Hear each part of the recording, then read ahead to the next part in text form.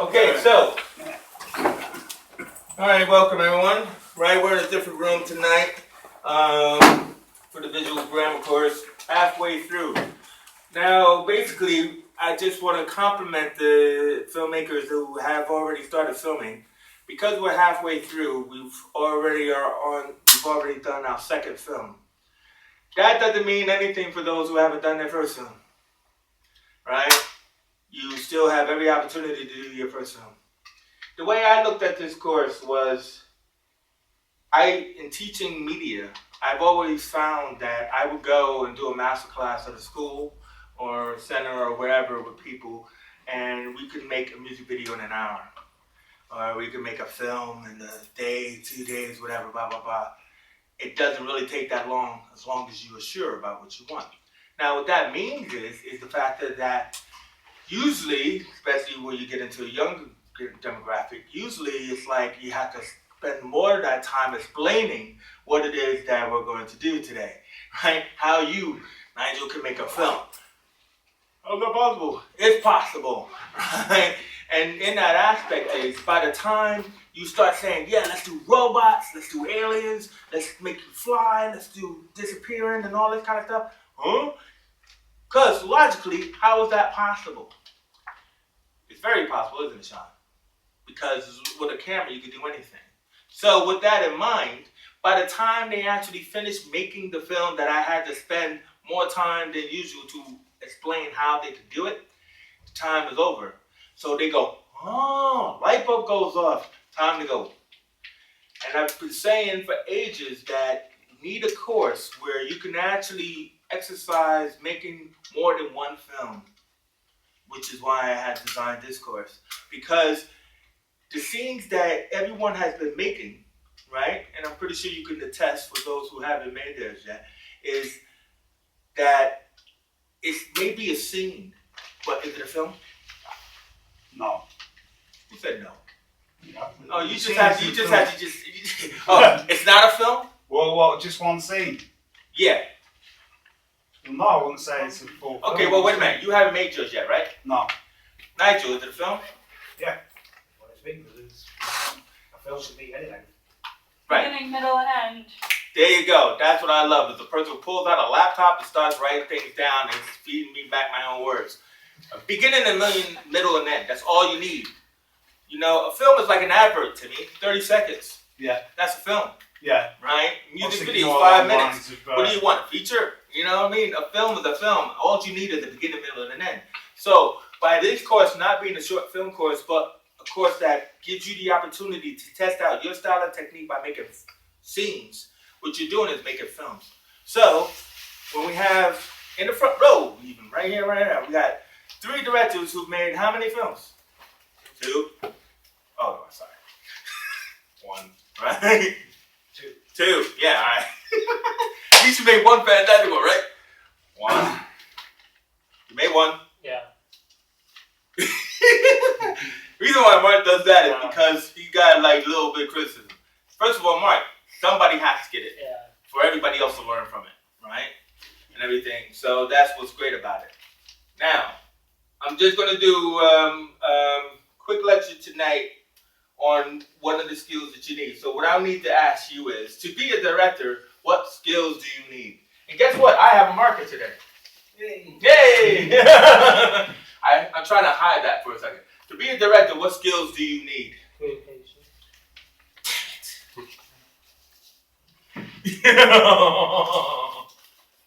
I said damn it because you're supposed to be saying all the other things. Pretty much, that's it. So I'll just say what other people tend to think being a director is. Being a director, they tend to think is what?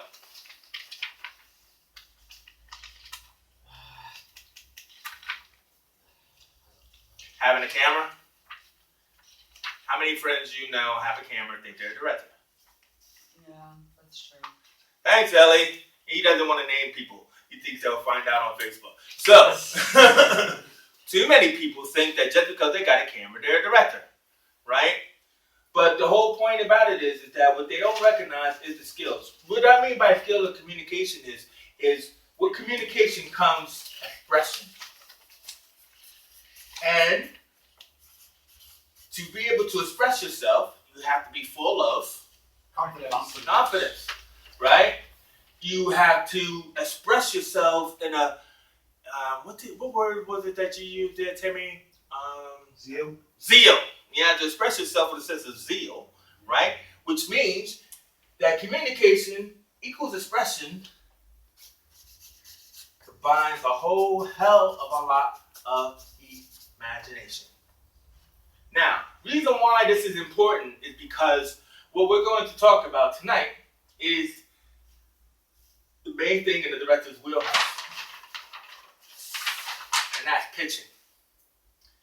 No director gets any job without a pitch, right? Everybody heard of it, right? Everybody watched The Player with Tim Robbins. So, like, the whole point about it is the only way you're going to impress a who? Producer is with your pitch. So, that means you have to have a really fantastic log line. Now, these are the actual terms that are used in Hollywood and in Liverpool and in London and Media City and everything else. Now, what the problem is that, you know, I could actually remember back in the beginning of this class that some people didn't have any confidence. Hopefully, by the end of the class, they'll be full of this confidence. And that doesn't mean in a badass way either, Ellie. That just means full of confidence because you deserve to be, right? Now, reason why I'm talking about this particular point is because my friend Art Thomas back in America, in Denver, right, had sent me this log line from one of his students. Now, I did a Skype session with his class that they made these pitches, and I read them all to shreds. But the whole point about it is he sends me this one. Hopefully, it's supposed to be improved. But I thought when I read this on my email, I thought this might be good for the class because it will give you an idea about what to do and what not to do, right? So here's the log line, and we all can read it. And an unemployed art teacher gets in over his head when he kidnaps the daughter of a baseball player to pay back a debt to an unforgiving gangster. Now, pitches are run-on sentences. Why? Because you want to make sure that if you only have one line to deliver, it has to be full of everything that you think is in the essence of this film. So as directors, we're going to break this pitch down. Okay? So, an unemployed art teacher gets in over his head when he kidnaps the daughter of a baseball player to pay back a debt to an unforgiving gangster. So, who is not described in this pitch? Very good there, Mark Kyle. Who the hell is the daughter? Right? We know that the art teacher is unemployed, right? We know that the dad is a baseball player. And we know that there is a gangster who is unforgiven. But the key to this plot is the daughter. Now, wouldn't you think that it's essential to describe her? Why? If she's got a lot of screen time, which she probably will do, then it's quite important to characterize her. Well, I mean, you know, how can we describe the daughter?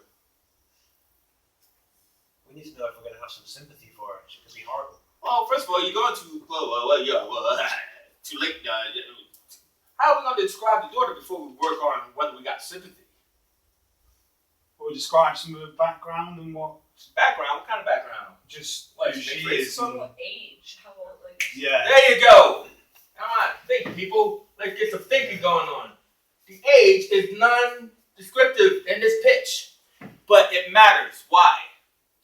The younger she is, the more the art teacher will come across as a bit of an asshole. Or Jimmy Savile. You know what I mean? Yeah, right. That's very true. Yeah? But one is, if I'm the producer, right? You know, I mean, like, first of all, I mean, is she going to pull on my heartstrings? Let's say, like, I'm running through my head of Rolodex of films. Man on Fire, with Denzel Washington, where a young girl was kidnapped, right? But it was Dakota Fanning, you know, she's being famous. Anyway, she was like about 10. Yeah? It matters. But Mark Wahlberg, did that movie, The Big Hit. Anybody ever see that? All right, you know, man, if you haven't seen it, look it up. So, teenage girl gets kidnapped, but she's more of a sexy, you know, hey, Captain Girl uniform, and then all of a sudden there's like, what's going on there, right? My point is, the age was different, right? It's going to matter in the pitch of what I'm going to get out of this film. So, is this preteen or young adult? I mean, still, her dad's a baseball player, right? I mean, either way, that's going to matter, but that's missing from the pitch. Yeah? Now, baseball player, for you Brits, do you know what baseball is? Yeah, okay, you do know what it is, but you don't play it, right? What do you call it? Let the Americans know what you call it. Rounders. It was actually invented in Surrey as well, basically. What? Surrey. That's where they first started playing it. Surrey, right? Yeah. I don't know where that is. Oh, Surrey. Yeah. Down London way. Yeah. Yeah, right? Okay, but my point is that in England, well, this is from my viewpoint as American, right? I know what a baseball game is. I don't see it on TV here. I see footy, soccer, rugby, right? Cricket. I see all of those games. I don't see baseball. You don't watch the World Series, right? My point is that if we're making a film, this film only plays if he's a baseball player. It only plays in America. I mean, sure enough. I mean, you guys probably watch Field of Dreams and, you know, and The Natural and all that other kind of stuff where you got a big celebrity involved, right? But either way, I'm being facetious here because you're picking a sport for this character and that's his only description. We don't know what kind of dad he is. We don't know if he's a drunken dad. We don't know if he's an ex-player. We don't know if he's a star player like Damon Wayans did in Last Boy Scout with Bruce Willis, right? You know, we don't know what kind of player he is. We just know he's a baseball player. Well, yeah, because you could be a baseball player, but then there's like a Red Sox player, which is different. Exactly. So there's no determining factor here. You're just saying that dad is a sportsman and he must have the money to pay back, pay a debt off. Oh, yeah. Yeah, that he must have the money to pay off his debt, right? Not necessarily, though, because the daughter could be, like, I guess. I know what you're saying, but... My point is not it's confusing. third. Yeah. Right? It's confusing, right? Yeah, definitely. It's not enough information. That's my point. Yeah, right? We can definitely. make up the story for this person who made this pitch, but we're not going to. Yeah. We're just only going to rip the story apart. Now, unemployed art teacher. What the hell is that? I mean, like, first of all, if you're an art teacher, you're probably not making a lot of money anyway. But what kind of art teacher? I mean, he's not a media teacher. I mean, he's an art teacher. He's not a good one, is he? Well, he's unemployed. You know what I mean? But I mean, like, if you're classifying that, you're just saying he's a bum, aren't you? You know, he's the guy who doesn't have any technical skills. Like, he's not a joiner. He's not, you know, a physical person. You know, he's a creative person. Yeah. So what you get out of that is that he's a creative person. So if he's a creative person, you know, maybe he's come up with this elaborate plan, which doesn't sound very elaborate, but that's all you got out of unemployed art teacher, right? A man who's desperate and he decides to kidnap the daughter of a baseball player. Why? What baseball player? I mean, you know, is it World Series time? You know, is it that time of the year where baseball is on? You know, so again, not a lot of stuff here. Now, unforgiving gangster, how many times have we seen this character? Ever since Goodfellas, right? I mean, maybe they should have a good gangster for once. You know what I mean? But what does unforgiving gangster mean? Aren't they all unforgiving? I mean, just when you say the word gangster, doesn't that tend to say bad guy? Right? I don't know. I'm asking you. Doesn't that tend to say bad guy? Maybe one that'll push out more bounds than the rest, I suppose. Because he's unforgiving? Yeah, it's like... You don't take no messing? Yeah. You know, I'm just saying. Right? Like, I think the word gangster implies that he would be unforgiving, so it'd be better to use a different adjective and just let... Say underworld or something like that. An underworld. Yeah, but But we if need to know what makes a but gangster unique. Like, every gangster's unforgiving. So And every take out gangster's in the underworld. unforgiving. Take out unforgiving and give us another characteristic. Like he could be a singing gangster. Yeah. He could be a gangster who has a secret passion for karaoke. I don't know. But matter of fact, if there was a gangster who had a secret passion for karaoke in the pitch, I think I'd be more interested than unforgiving gangster. I'm just going to do that. I like to sing karaoke. You know what I mean? He's in one of them clubs like the China Palace. Park around back. Right? Going on, and he's singing Summer Lovin'. You know what I mean? Because if you remember Pulp Fiction, right? Marcellus Wallace, you know, when the first time we see him with the back of his head and he's in this like nightclub, you know, he looked like an unforgiving gangster. You know what I mean? But that's all we saw was the back of his head. Even, so we're talking about Tarantino characters now. Even, I don't know the name, the old boss in Reservoir Dogs. You know what I mean? Like, he was an unforgiving gangster. You know, so it's kind of like, it's a stereotype, it's characteristic. So, gets in over his head, how? Alright? So, when we say gets in over his head, what you're doing is you're wasting words, right? On a pitch, is what I'm trying to say is. And reason why I'm telling you this, and we're breaking it down, is because, you know, when you have to make a pitch, you have to be very clear and precise. All of these are questions, right? If I was your producer, all of these questions that I would be asking you, right? And then, of course, you might have an answer for me, but guess what? Dude, why do I have to ask so many questions? Why can't you just have simply said that? Right? You know what I mean? Why can't you have intrigued me if I have a whole stack of scripts? Which one am I going to pick up? The one I have all the questions for? Or the one that really impresses me with singing karaoke? Right? I mean, like, I know seeing a gangster sing karaoke. You know? So it's kind of like that. That would impress me. So, how can we simplify such a pitch? You know, so just to finishing this bit of it, right? So the log line could be based upon the questions that I've asked. So a desperate man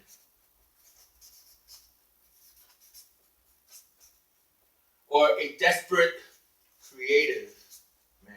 How about that? We know he's an unemployed art teacher, right?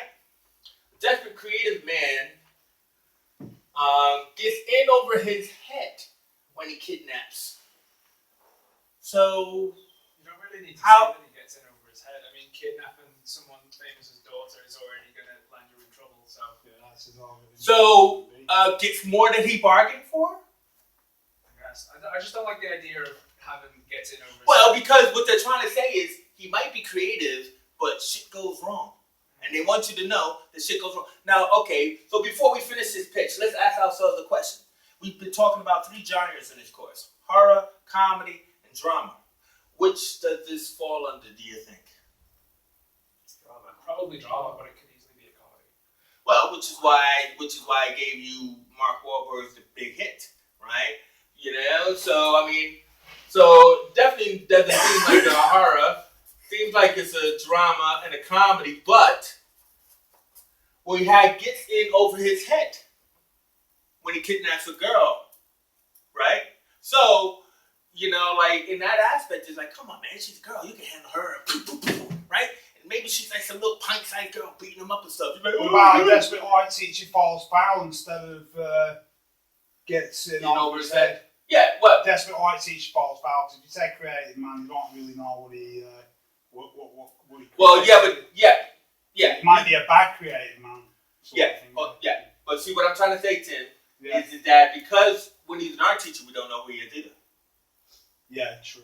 But what we ascertained was, as an unemployed art teacher, that he probably does have a sense of creativity, which is why he chose an art teacher as a job and not a miner or, you know, a construction worker, right? So we don't change the actual idea of the pitch. We're only just kind of like thinking of a different way of looking at it. So run the foul does work, but what we're just trying to say is it goes back to drama or comedy. What would you prefer this to be?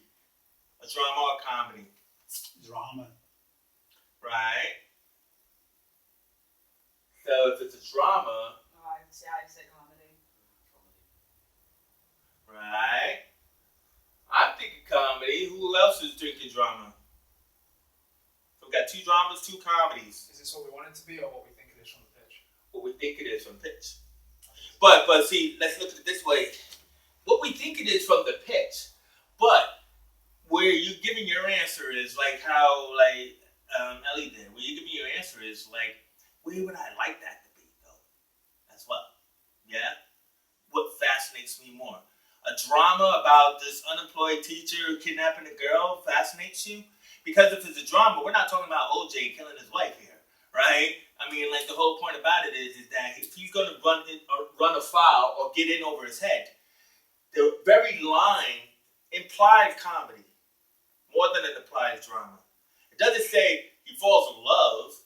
It doesn't say that desperate, so desperate he buries her in a box, right? Or anything else like that. But gets in over his head when he kidnaps the daughter of a baseball player sounds like a comedy.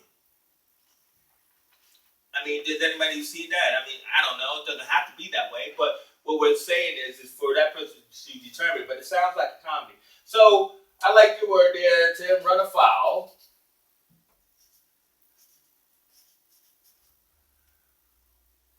When he kidnaps. What? A desperate man run. No, I can't say run afoul. Because you got Falls foul. desperate creative man falls afoul. Did you say fall afoul? Yeah, it falls. Falls afoul when he kidnaps. Now, by that pitch, do you think she is preteen or young adult? By the pitch. What's it, preteen? Preteen. I mean, we're talking about forget what sport the father plays. He's still a dad, right? So he's still a dad who probably would pay anything for his I daughter. thought young when I first read it. I thought young. Young like adult. 6-year-old. Oh, yeah, preteen then. Okay, well, yeah. Well, I'm not going to determine the age, but preteen. Yeah. I think preteen would make it more of a drama, whereas young adult would make it there's more comedy potential there. Yeah. Only problem with the young adult, it starts to feel like a romantic comedy once you start talking about well, I don't know. All right, either way, fine. Kidnaps. I still think preteen works here. I'm not going to say whether it's a comedy or drama because if we're too twisted on that, we're too twisted on that. But the daughter of a baseball player. So does it matter if he's a baseball player, or do we just say sportsman? I'd say a powerful man. I don't think you need to, because if you just say that, then it could be anything, and it's still intrigue whoever's trying to read it. But the fact that you've put over-specifying with like sports person or baseball player or anything like that, then it just gets too specific. Well, but according to the person who came up with the pitch, they probably have some kind of love of baseball in their mind. That's why they want it. I don't know, right? But what I'm just trying to say is to just leave the sport itself out of the pitch, right? So there's so many changes that can happen from pitch to paper to script that sportsmen still will fly instead of powerful person. Yeah. Personally at least, I would still verify that they were rich. Well, anybody who plays sports is rich in America. But not necessarily, because I play sports and I'm not rich. Like, how Well, do you don't play sports professionally, do you? But it doesn't say professional. Well, I would obviously hope that this baseball player who's going to pay off my debt to an unforgiving gangster is professional. I mean, as opposed to just Harry down the street who's playing like little league baseball. I'm just saying. But I mean, good on you for playing sports, Ellie. All right, so we're going to pay back a debt to an unforgiving gangster. So what we just agree is that gangster is fine, but the unforgiven was the problem. Pay debt to gangster. Yeah? Now, I wanted you to see was, and oh, know why? Because there's no and before D. A desperate, creative man falls afoul when he kidnaps a preteen daughter of a sportsman to pay off a debt for a gangster. Sounds much simpler than all of this, right? But it also, helps to gel the story more.